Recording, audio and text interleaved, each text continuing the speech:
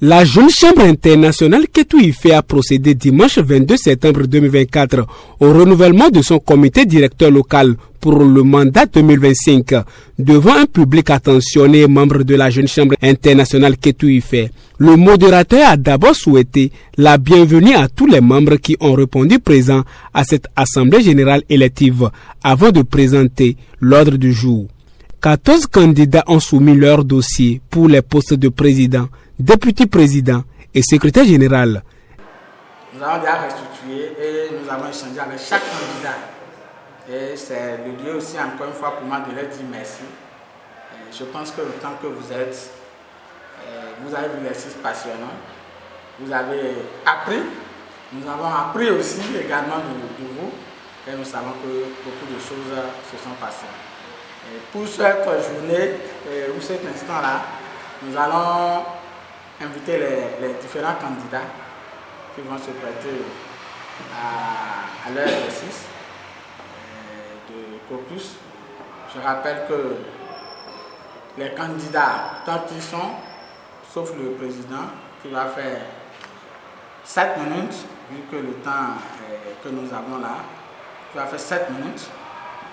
Les autres membres vont faire 5 minutes. En outre, les différents tests et conditions ont été rappelés avant que le président du comité de candidature n'invite les 3 candidats en lice pour leur présentation de projet pour le mandat à venir. Ainsi, chaque candidat a su convaincre le public pour maximiser son élection. Une phase qui a donné place au suffrage universel des membres éligibles pour élire le candidat idéal au poste convenu. Au poste de premier serviteur, je m'engage avec le premier responsable exécutif de notre organisation. À ce titre, je promets établir et maintenir un programme de gestion équilibré, présider toutes les réunions de l'Assemblée générale, du comité directeur local, du comité exécutif, ordonner et contrôler les dépenses, rendre compte des activités de l'Assemblée générale, déléguer mes pouvoirs en cas de nécessité, contrôler et suivre de près les affaires de l'organisation locale, coordonner, diriger et encourager les programmes et les activités. Je serai une source de motivation des membres de CDL et des membres individuels. La vision de la JCAI dans le plan stratégique 2023-2027 est de développer des leaders pour un monde en mutation.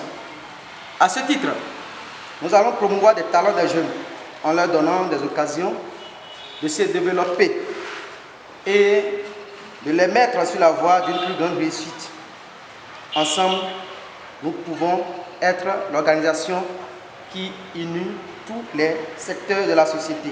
Les nouveaux dirigeants du comité directeur local se sont sacrifiés à la tradition de prestation de serment. À remplir fidèlement mes fonctions. À remplir fidèlement mes fonctions du SG. À remplir fidèlement mes fonctions de député présidente de la Jeune Chambre internationale Ketu-IFE. De la Jeune Chambre internationale Ketu-IFE. Et à faire de mon mieux. Et à faire de mon mieux. Pour traduire mes actes. Pour traduire mes actes. La philosophie et les croyances. La philosophie et les croyances. De cette organisation. De cette organisation. Et à respecter. Et à respecter. Et faire appliquer. Et faire appliquer. En tout temps. En tout temps. La Constitution. La Constitution. De notre organisation. De notre organisation. Très satisfait de sa brillante élection, le nouveau président pour le mandat 2025 fait savoir ses motivations. Les sources de motivation sont énormes et au nombre desquelles c'est continuer à travailler pour que notre organisation rayonne vu son côté impact positif dans la communauté. Et pour le compte de 2025, le projet phare pour lequel nous aspirons, c'est la réalisation de l'armature portique à la sortie de Ketu et à l'entrée de Ketu pour ceux qui viennent de Pouvert et de Porto-Nouveau.